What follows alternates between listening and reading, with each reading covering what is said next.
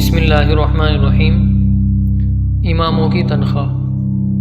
اماموں کی تنخواہ کا حال ہم سب جانتے ہیں۔ لمبی لمبی تقریروں کے بعد بھی لوگ تنخواہ نہیں بڑھاتے۔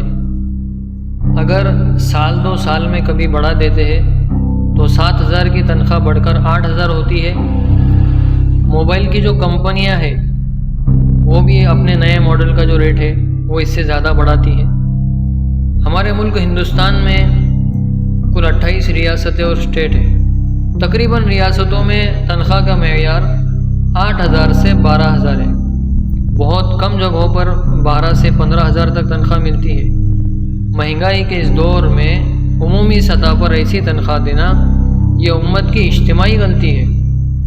کچھ ریاستوں میں وقف بورڈ کی طرف سے تنخواہیں دی جاتی ہے، ان کا بھی یہی معیار ہے۔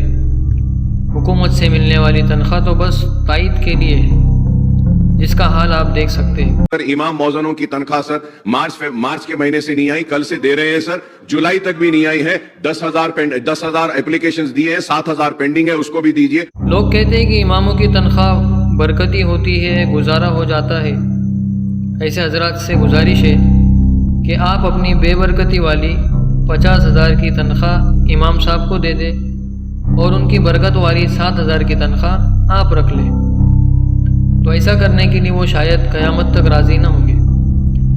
اگر اتنی تنخواہ میں ہمارے مسائل حل ہوتے تو کوئی بات نہیں تھی، لیکن ہم کیا دیکھتے ہیں؟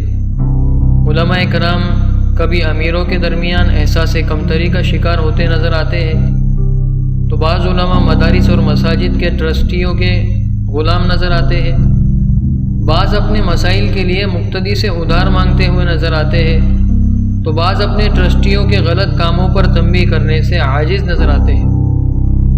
کبھی کوئی بڑا حادثہ ہو تو واٹس ایپ پر مدد مانگتے ہوئے نظر آتے ہیں۔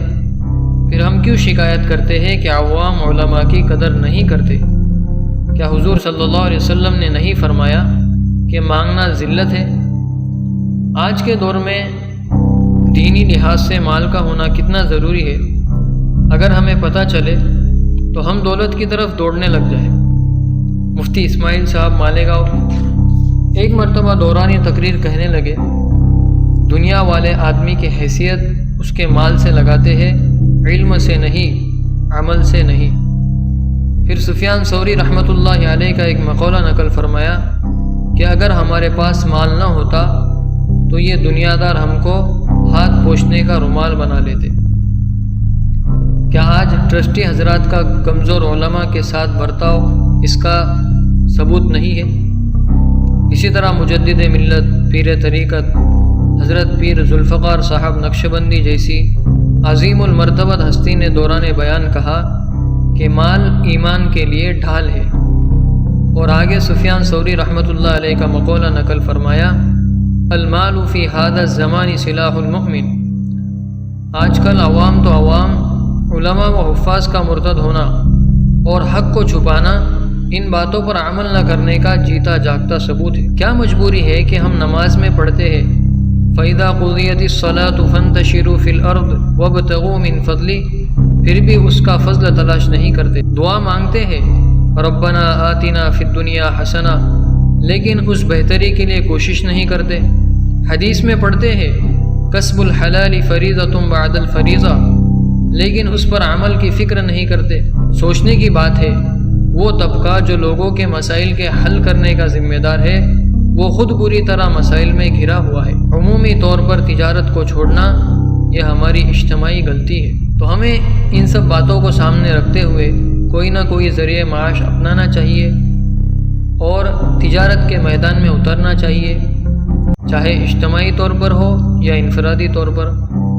ہم تنخواہ بڑھانے کا رونا روتے رہے، اس سے کچھ حاصل نہ ہوگا، بلکہ ہمیں خود محنت کرنی پڑے گی اور اپنے مسائل خود حل کرنے پڑیں گے۔ شاعر کہتا ہے، زور بازو آزما شکوا نہ کر صیاد سے، کہ آج تک کوئی قفس ٹوٹا نہیں فریاد سے۔